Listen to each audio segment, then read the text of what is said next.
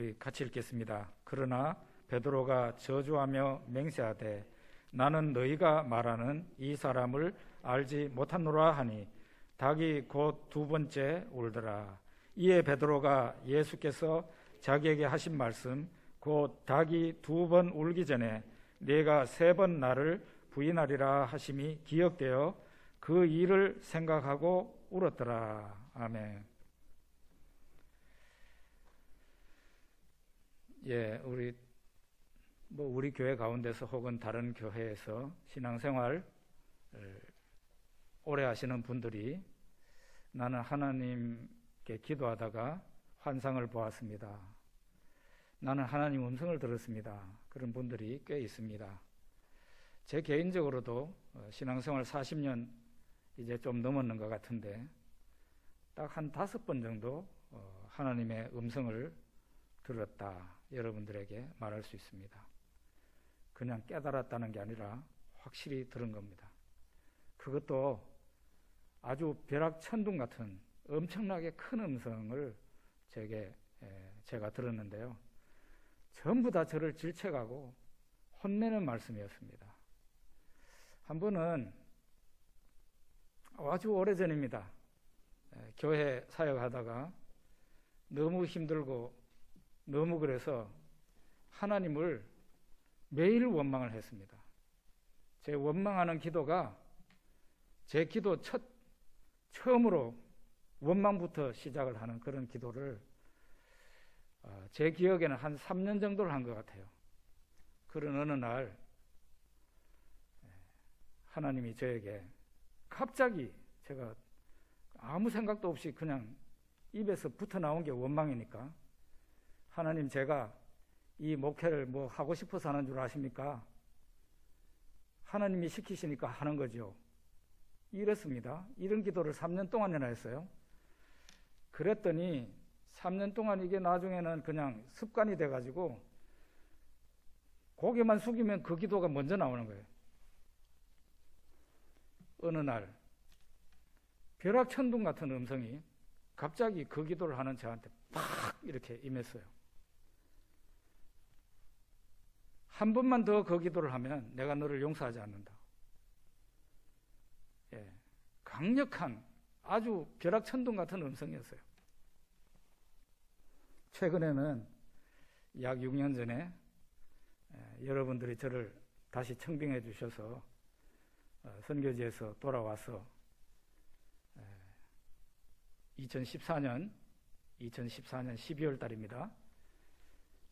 제가 다시 부임해 가지고 한 2, 3일쯤 되었을 때 저는 나간 성도님들, 우리 성안교회 같이 있다가 지금은 다른 데 나가서 있는 성도님들을 반드시 우리 교회로 다시 돌아오시도록 해야 되겠다. 내가 방석을 들고 가가지고 그 집집마다 그냥 대문에 딱 그냥 방석을 깔고 앉아가지고 나올 때까지 거기에서 그냥 밤이고 뭐고 낮이고 계속 죽치고 앉아서 기도하려고 생각을 하고 있었습니다.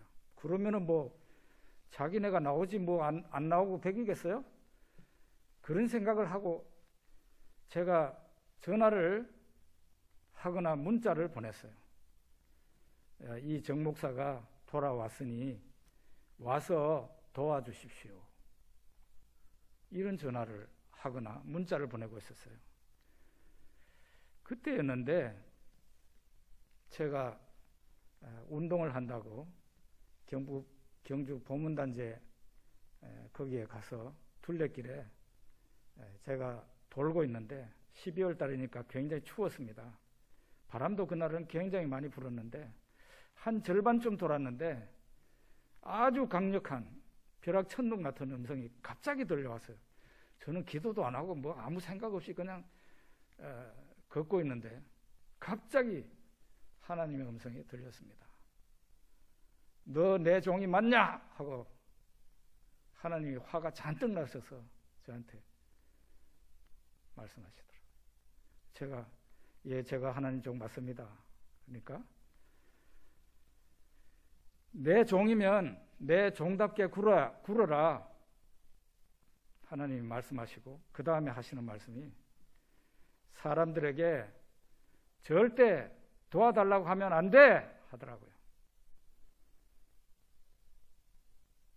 제가 그 음성을 들었습니다. 그러고 난 뒤에는 제가 그 다음부터는 나간 성도님들에게 전화하거나 문자 보내는 거 하지 않았고, 심지어는 제 가족이 저를 도와줄 의향이 있는데도 도움을 요청하지 않았습니다. 이게 이제 그 일종의 체험인데요. 체험입니다. 이런 뭐 환상을 본다, 하나님 음성을 듣는다, 이러는 게 내 신앙에 있어서 도움이 됩니다. 되기는 되죠. 그런데 이런 것이 하나님의 일반적인 방법이냐? 그렇지 않습니다. 일반적인 방법은 아니에요. 그리고 또 하나는 성경에서 말을 하는데요, 사람의 그 어떠한 체험보다도 성경보다 더 권위 있는 것은 없어요.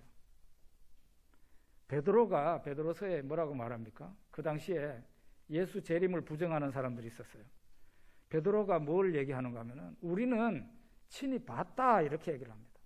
우리가 거룩한 산에 있을 때에 예수님 재림하시는 모습을 미리 봤다. 그게 변화산 사건이에요. 그러면서 더 확실한 것이 있는데, 베드로가 말하잖아요. 더 확실한 것이 있는데 성경에 예수님 재림을 말하고 있다. 그게 더 확실한 거래요. 베드로가 변화산에서 눈으로 본 것보다 더 확실한 것은 성경 말씀이다. 이렇게 말하고 있습니다. 그래서 우리가 이적과 기사를 체험해야만 신앙생활을 잘한다는 그런 생각을 평소에 할 필요가 없어요.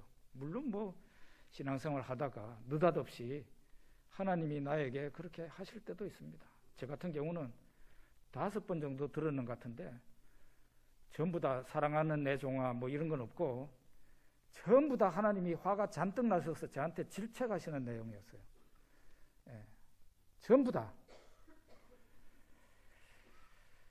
예, 오늘 이 본문에 보면 베드로가 우리가 다 읽지는 못했어요. 베드로가 붙잡혀가는 예수님 뒤를 멀찍이 따라갑니다. 예수님이 겟세마네 동산에서 기도하시다가 대제사장이 보낸 사람들, 그 무리들에게 붙잡히셔서 이제 대제사장의 집으로 끌려가는데 베드로가 멀찍이 따라갑니다. 그리고 베드로도 그 대제사장의 집 안으로 들어갈 수 있었어요. 이 베드로가 대제사장의 집에 들어가 가지고 예수님, 고초를 당하는 예수님을 가까이서 볼 수 있었던 것은 큰 축복인지 모르겠지만 이것이 베드로에게는 정말 굉장히 큰 불행이 되었습니다. 그게 뭔가 하면 그 분위기는 굉장히 험악하고 공포스러웠어요. 그러는 가운데 베드로가 예수님을 모른다고 부인하지 않습니까? 대제사장 집에 그때 요즘같이 추울 때였는지 이렇게 모닥불을 피워놓고 사람들이 이렇게 불 쬐고 있었어요. 그 불빛에 베드로 얼굴을 어떤 그 집의 대제사장의 여종 하나가 베드로의 얼굴을 빤히 보더니 너도 나사렛 예수와 같이 있었다 하고 말을 합니다. 그러니까 베드로가 뭔 말을 하는가 하면 나는 당신이 뭔 말을 하는지 모르겠어. 에? 이러면서 그냥 부정을 합니다. 그러니까 이 여종이 곁에 섰는 사람들한테 이 사람 그 도당, 저 나사렛 예수하고 같은 도당이에요. 그렇게 말을 하니까 베드로가 또 부인을 하고, 그 다음에는 옆에 선 사람들이, 그 여종의 말을 들은 사람들이 이렇게 말합니다. 너도 갈릴리 사람이고 참으로 그 예수당이다, 그 도당이다, 이렇게 말을 합니다. 그러자 베드로가 아니라고 부인하죠. 세 번이나 나는 예수 모른다 그렇게 한 것입니다. 제일 마지막에는 저주까지 하면서 예수를 모른다 했죠. 이 베드로의 이와 같은 행동은 예수님에게 그 가까이 고초를 당하고 계시는 예수님에게 큰 슬픔이 되었을 것이고, 그 다음에 이 얘기를 듣고 있는 제자들에게 굉장히 큰 충격이 됐을 거고, 아마 가장 큰 충격을 받은 사람은 누구겠어요? 본인이에요, 본인. 예수를 죽을 때까지 믿고 죽을지언정 예수를 부인하지 않고 따라가겠다는 그 베드로가 자기 자신의 신앙이 사정없이 허물어진 것을 보았을 때 얼마나 비참하고 자기 자신이 미웠겠어요. 우리 그런 경험 하잖아요. 보통 소소한 죄를 지었을 때는 잘 못 느끼고 지나가지만 세상 사람들도 잘 안 짓는 죄를 믿는 내가 지었을 때 엄청 놀라잖아요. 죄 지어놓고. 그러고 세상에서 제일 미운 사람이 내가 되잖아요. 내가 하나님 자녀로서, 예수 믿는 사람으로서 지어서는 안 될 죄를 지었구나. 자기 자신이 믿단 말이에요. 그러니까 제일 충격을 받는 사람은 베드로예요. 이 베드로가 평생 자기의 이 죄를 생각할 수밖에 없었을 겁니다. 베드로는 마지막에 로마에서 목회를 하다가 순교합니다. 네로 황제 때 많은 사람이 기독교 지도자가, 교회 지도자가 순교했는데 베드로도 순교하고 바울도 순교했습니다. 전설에 의하면 베드로는 십자가에 거꾸로 매달려 순교했다. 그렇게 알려져 있어요. 그게 아마 맞을 겁니다. 베드로를 죽이는, 사형시키는 그 사람들이 베드로를 십자가에 해가지고 세우려고 그러니까 나를 십자가에 거꾸로 매달아라. 그렇게 했다고 그러지 않습니까? 나는 십자가에 똑바로 달려서 죽을 자격도 없는 사람이다. 나를 거꾸로 매달아라. 그렇게 해서 순교했다는 일화가 있습니다. 이 베드로가 믿음이 박살났잖아요. 3번 예수님을 부인했으니까 그 사람의 믿음이 박살난 거라고요. 그러면 어떻게 이 베드로는 신앙을 회복하게 됐을까요? 그걸 한번 보겠습니다. 마가복음, 우리가 아까 읽었던 말씀인데 71절, 72절 한번 읽어봅시다. 그러나 베드로가 저주하며 맹세하되 나는 너희가 말하는 이 사람을 알지 못하니라 하니 닭이 곧 2번째 울더라. 이에 베드로가 예수께서 자기에게 하신 말씀 곧 닭이 2번 울기 전에 네가 3번 나를 부인하리라 하심이 기억되어 그 일을 생각하고 울었더라. 베드로가 3번째 나는 예수 몰라. 이렇게 그렇게 말하는데 닭이 2번째로 꼬끼요 하고 그러던. 예수님이 베드로에게 하신 그 말씀대로 되었다는 거예요. 베드로가 그 전날, 그 밤에 잡히시기 전날 베드로에게 이런 말을 했어요. 베드로야, 베드로야, 사탄이 너를 밀가부르듯 하고 있다. 밀가부르듯. 예? 마음대로 지금 사탄이 너를 마구 요리하고 있다는 거예요. 밀가부르듯 하고 있다. 네가 돌이킨 후에 너의 형제들을 견고케 해라. 네가 돌이킨 후에 너 형제들을 붙잡아 주라. 그런 얘기거든요. 돌이킨다는 뭐예요? 너는 죄를 짓게 되겠지만 네가 다시 돌이킨다면 돌이킬 때에 나머지 제자들을 견고하게 해야 된다. 그런 얘기입니다. 그러니까 이 말을 듣고 베드로가 주여 나는 주를 위해 감옥에도 가고 죽을 것도 각오했습니다. 예수님이 그 말을 듣고 오늘 네가 닭이 2번 울기 전에 3번 나를 모른다고 부인하리라. 예수님이 이 말씀하셨어요. 베드로가요, 예수님을 모른다고 그렇게 말을 할 때 그 사이에 닭이 한 번 또 울었을 거 아니에요. 처음으로 울었고 두 번째 이제 그걸 한 건데, 처음으로 닭이 꼬끼요 하면서 울 때 닭 울음소리에, 처음 닭 울음소리에 베드로의 마음이 어땠을까요? 뜨끔했겠죠.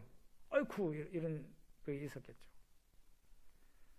그래도 베드로는 너무 분위기가 무서우니까 또 부인해서 세 번째까지 부인하게, 딱 나는 저 사람 모른다, 심지어 저주까지 하면서 했더니 바로 두 번째로 닭이 또 꼬끼요 하고 울었습니다.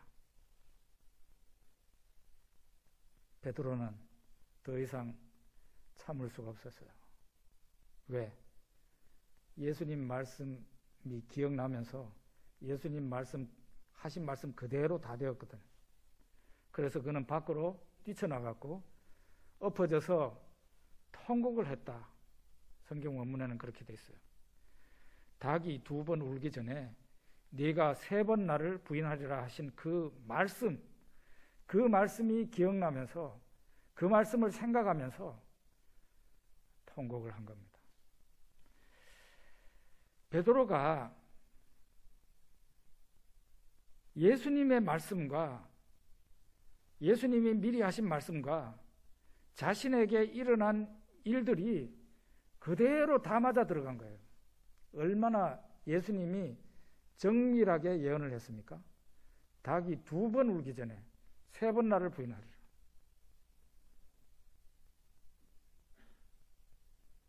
예수님이 말씀하신 그대로 다 예수님의 고난이 있었고, 베드로가 그 고난, 예수님의 고난 중에 예수님을 모른다고 부인하고, 그것도 정확한 타임까지 얘기를 합니다.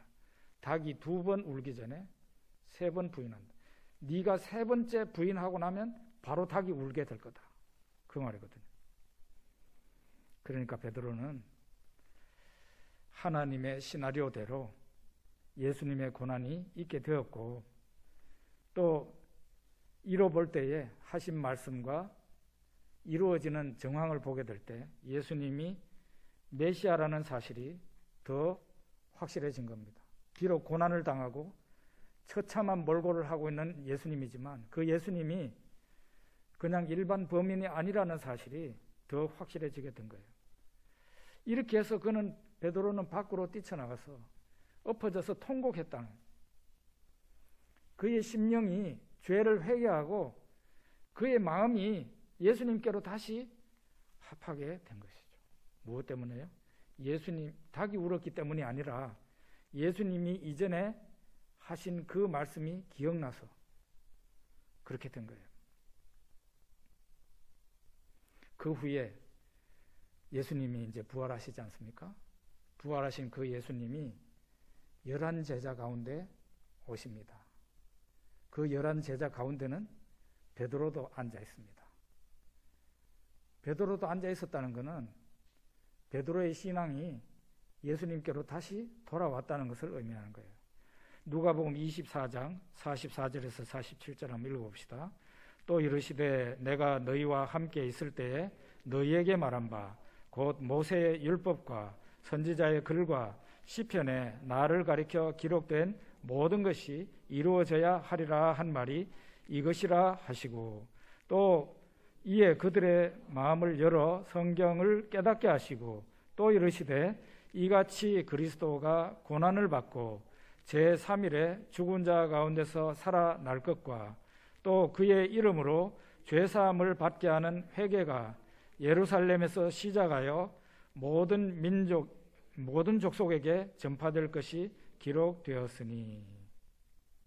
부활하신 예수님이 11제자 가운데 나타나셨어요. 그 제자들 사이에는 베드로도 앉아 있었어요. 예수님이 친히 부활하신 몸과 손발을 보여주십니다. 어찌하여 의심이 나느냐 하면서, 나는 영으로 너희들에게 온 것이 아니고 육체다, 육체적으로 부활한 거야 하면서 제자들한테 심지어는 손과 발을 보이시며 만져보라고 하시고 생선 토막을 드리니까 그 앞에서 잡수시기도 하셨어요. 예수님이 육체적으로 부활했다는 것을 제자들에게 보여주신 겁니다.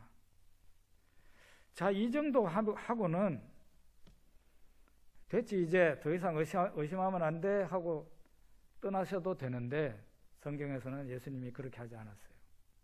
예수님이 성경에, 당연히 구약 성경입니다. 구약 성경에 예수님이 고난을 받고 죽고 제3일에 살아나야 된다는 게 성경에 이렇게 기록이 되어 있다 하면서 모세오경과 모세의 글과 선지자들의 글과 시편에 예수님 자신에 대한 예언 말씀이 있다는 것을 하나하나 제자들에게 가르쳐 준 거예요. 우리들 같이 이렇게 성경책을 들고 다닐 수는 없었습니다. 예수님도 그 유대인 제자들도 성경을 들고 다니지는 않았어요. 그러나 성경을 대부분 다 외우고 있었습니다. 유대인들은 그런 교육법을 옛날부터 가지고 있었어요. 회당에 가면은, 안식일날 회당에 가면 거기에서는 성경 두루마리를 펼쳐서 한 사람은 읽고 거기 앉아있는 사람들은 들었습니다. 그런데 가정에 성경을 가지고 있는 사람은 아주 특별한 사람이에요. 그런 사람 이외에는 성경이 없었어요. 예수님이 가르쳐 줬다는 것은 제자들이 이미 성경 말씀을 알고 있는데 이 성경 말씀과 예수님에게 일어난 이 일을 연결을 못 시키고 있었던 거예요. 그래서 모세의 오경, 창세기에서부터 신명기까지, 그리고 선지자들의 글, 그리고 시편, 이걸 해가지고 그거는 구약성경 전체거든요. 구약성경 전체예요. 이 구약성경 전체에서 예수님이 고난을 당하고 죽고 3일 만에 살아나야 된다는 것이 이게 구약성경 곳곳에 박혀 있다는 것을 제자들에게 풀어서 설명을 해준 겁니다. 집을 지을 때 이 나무하고 저 나무하고 연결을 시킵니다. 그 나무 2개를 갖다가 하나로 연결시킬 때 뭐 못을 박거나 뭐 이렇게 하잖아요. 그 잘 했는데도 뭔가 이렇게 흔들리고 견고하지 못해요. 그럴 때 대못을 사용합니다.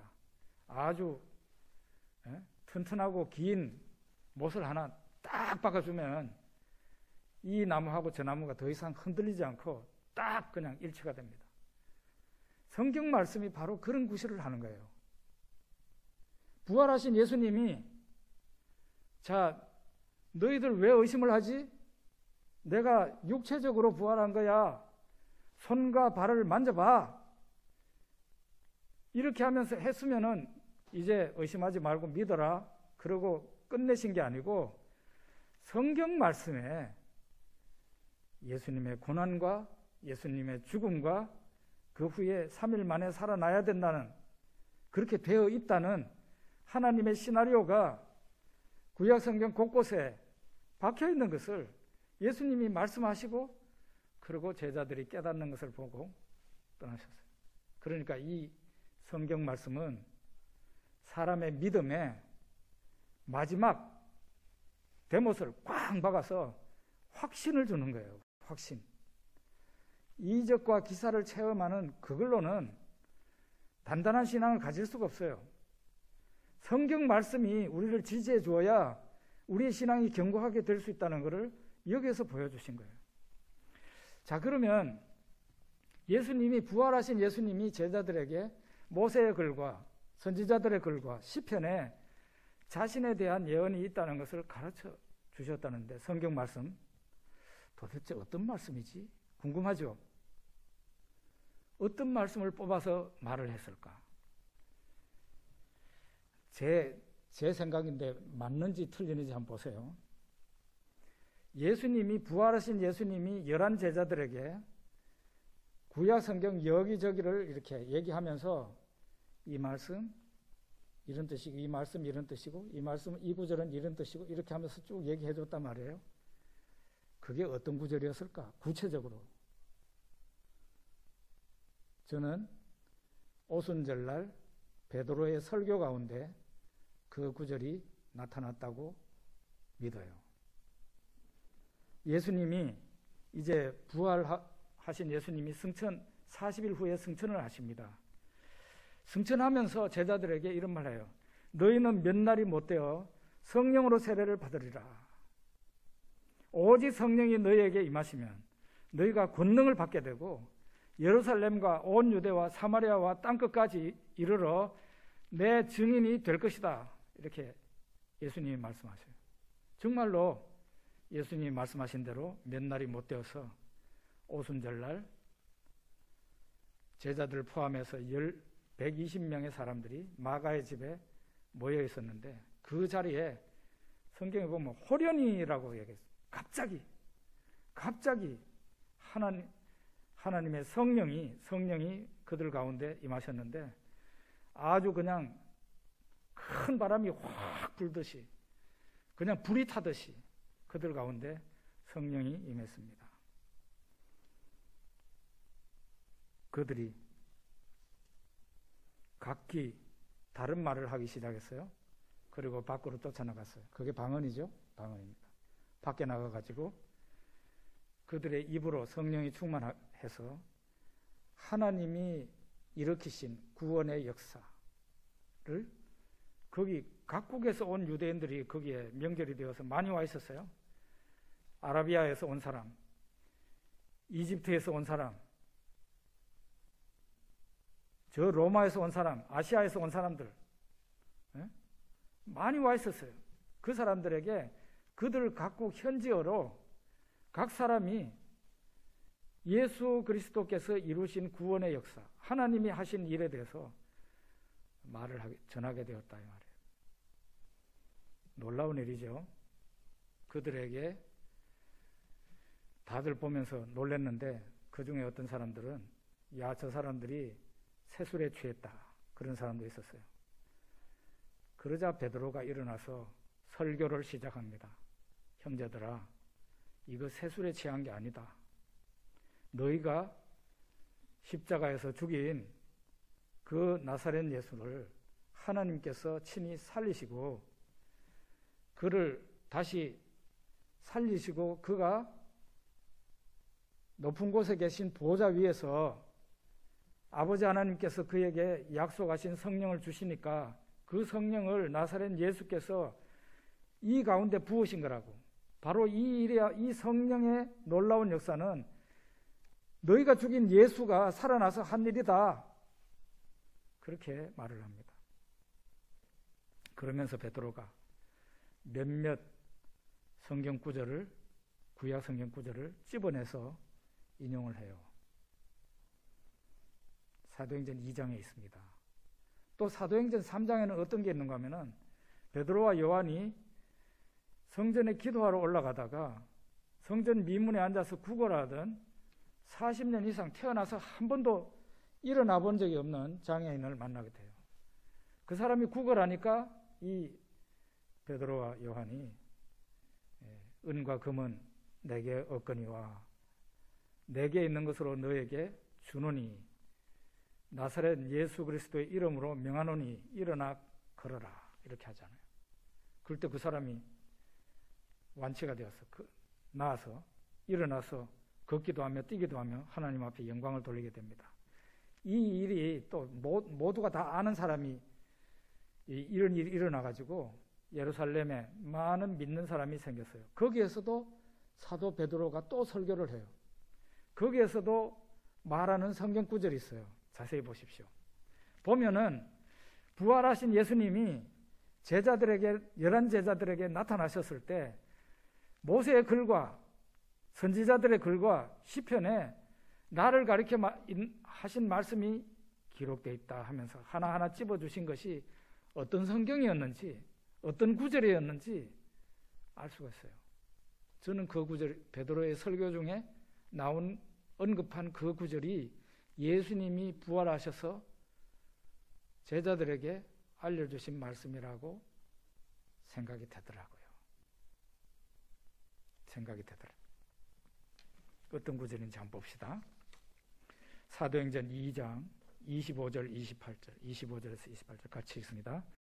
다윗이 그를 가리켜 이르되 내가 항상 내 앞에 계신 줄을 배웠으며 나로 요동하지 않게 하기 위하여 그가 내 우편에 계시도다.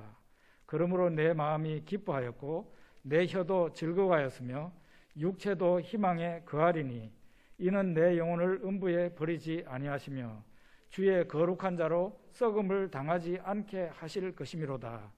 주께서 생명의 길을 내게 보이셨으니 주 앞에서 내게 기쁨이 충만하게 하시리로다 하였으므로. 베드로가 예수 부활했습니다 하고 말하면서 인용한 구약 성경 구절, 이정방 우리가 읽은 이 구절은 시편 16편에 있는 말씀입니다. 시편 16편에 다윗이 예수 그리스도 천년 후에 일어날 다윗의 자손으로 올 그 메시아의 부활을 미리 예언한 구절이에요. 놀랍죠?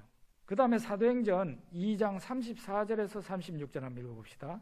다윗은 하늘에 올라가지 못하였으나 친히 말하여 이르되 주께서 내 주에게 말씀하시기를 내가 네 원수로 네 발등상이 되게 하기까지 너는 내 우편에 앉아 있으라 하셨도다 하였으니 그런즉 이스라엘 온 집은 확실히 알지니 너희가 십자가에 못 박은 이 예수를 하나님이 주와 그리스도가 되게 하셨느니라 하니라. 이 말씀은 베드로가 시편 110편 1절 이하를 인용한 것입니다. 예수 그리스도의 부활, 예수 그리스도가 하나님 보좌 우편에 그리스도가 되셨다는 것을 사람들에게 시편 110편을 통해서 인용하면서 말을 한 거예요. 이거 역시 부활하신 예수님께서 제자들에게 미리 얘기해 준 그 말씀일 가능성이 굉장히 많다. 자, 이거 보세요. 베드로가 우리는 예수님 부활하신 것을 우리도 처음에 못 믿었는데 부활하신 예수님이 우리에게 나타났어요. 예수님이 손과 발을 만져보라고 하셨어요. 심지어는 우리 앞에서 생선 한 토막도 잡수셨어요. 예수 부활은 일어났습니다. 이렇게 말하는 걸로 그치지 않고 너희가 십자가에 못 박은 그 예수 다시 살아났다 하면서 성경에 이렇게 나와 있다 하면서 성경에 예수님이 고난받고 다시 살아나게끔 하나님의 시나리오가 미리 돼 있었고 그래서 예언이 이렇게 있는 거다. 그 예루살렘에 와 있는 사람들한테 베드로가 성경을 가지고 설교를 한 거예요. 성경에 그렇게 기록되어 있다고.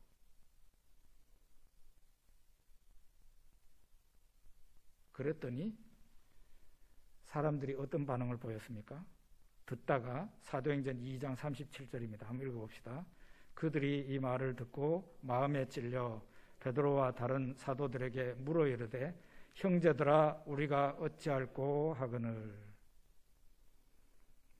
우리가 이걸 통해서 알게 되는 것은 어떤 체험이나 이적과 기사보다 더 힘이 있는 것은 성경 말씀이다 하는 거예요. 예수님도요, 부활하신 예수님도 제자들한테 나타나가지고 어찌해서 의심하느냐? 영은 몸이 없지만 나는 영과 몸이 있다. 몸이 여기 있다. 손과 발을 만져봐. 여기 먹을 거 없나? 이러면서 생선 한 토막 잡수고 이제 의심하지 마 이러고 끝나고 가실 만한데 그렇게 하지 않고 예수 부활하신 예수님이 성경에 이렇게 돼 있다 하고 말을 하면서 성경 곳곳을 짚어주신 거예요.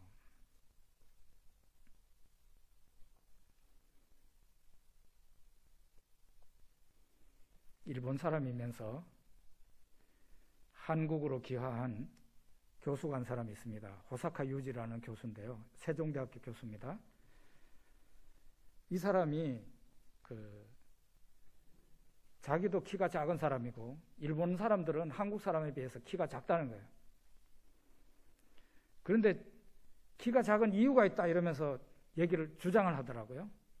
일본 사람이 한국 사람보다 키가 작은 이유가 있대요.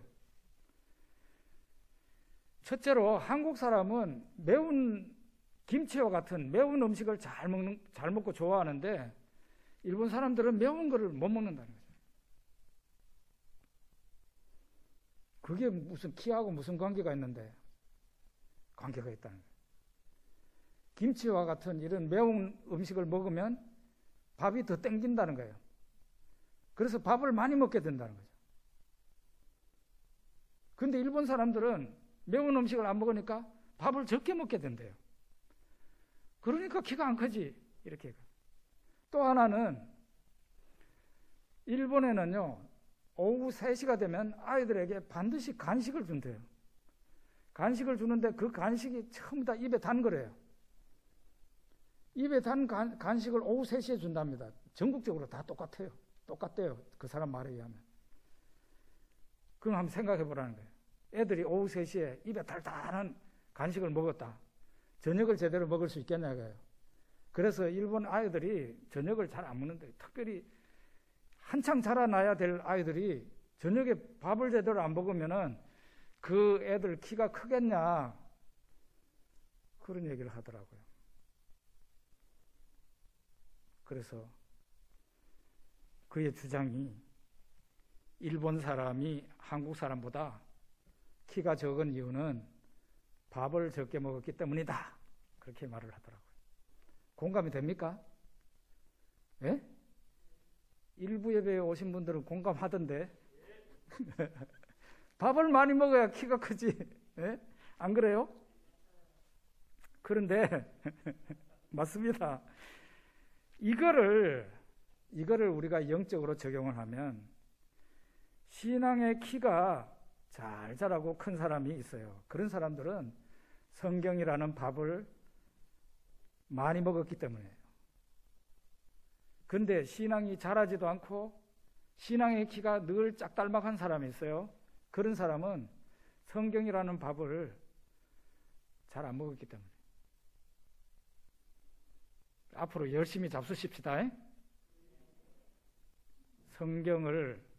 성경이라는 밥을 열심히 먹으면요, 믿음이 생깁니다. 하나님이 우리한테 은혜 받으라고 준 2개의 도구가 있는데요. 첫째로는 성경이고 두 번째로는 기도입니다.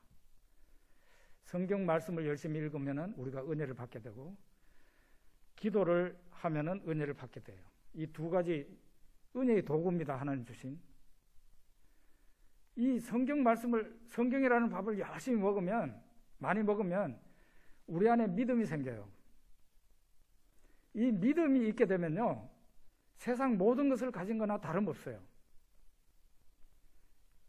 지금 현재 우리가 가진 것이 한 개도 없이 완전히 제로 상태라 하더라도 그 가운데서 우리가 믿음이 모세와 같은 그런 믿음을 가지고 있다 생각해 보세요.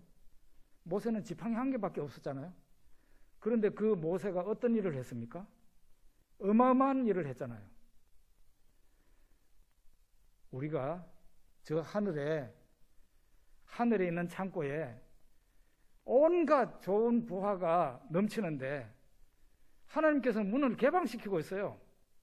누구든지 믿음으로 기도해서 그 천국 창고에 있는 좋은 것을 다 가지고 가라는 거죠. 그런데 믿음이 없는 사람은 천국 창고가 있는지도 모르고 그렇게 해서 기도하면 되는지도 몰라요. 그런데 믿는 사람은 어떻게 합니까? 하나님을 믿는 사람은 천국 창고가 있다는 걸 알아요. 그리고 기도해서 그 창고에 있는 것을 싹쓸이합니다. 자기가 다 가져갑니다. 이만큼 믿음이 중요한 거예요. 그 믿음이 어떻게 해서 생겨요? 성경이라는 밥을 많이 먹을 때 믿음이 생긴단 말이에요. 이 가을철에 여러분과 제가 성경을 많이 가까이 하고 읽을 수 있기를 바랍니다. 기도하겠습니다.